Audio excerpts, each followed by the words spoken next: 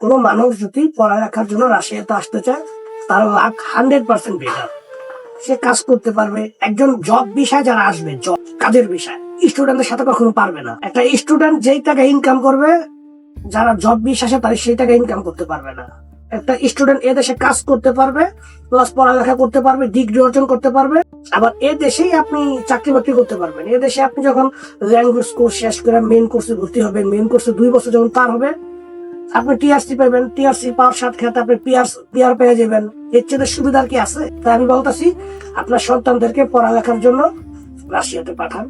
আর এখানে আমার হিসেবে কোনো দালাল নাই। আমি তো আপনাকে বলি না যে আপনি আমাকে টাকা দেন। আপনি আমাকে পাসপোর্ট দিবেন, শিক্ষাগত যোগ্যতা সার্টিফিকেট দিবেন।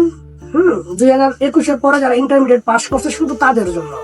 আমি এখান থেকে যে জায়গা যা করা দরকার করে দিব। আপনার শুধু বিমান ভাড়া আর হচ্ছে এদের সাইসা টিউশন ফিস আর হচ্ছে হোস্টেল ফিস, ইন্স্যুরেন্স ফিস, বাস। আসা যাওয়া সম্পূর্ণ আপনি করবেন। আপনি তো আমার মুখ দিয়া বলতেই পারবেন না যে আমি আপনার সাথে দালালি করছি।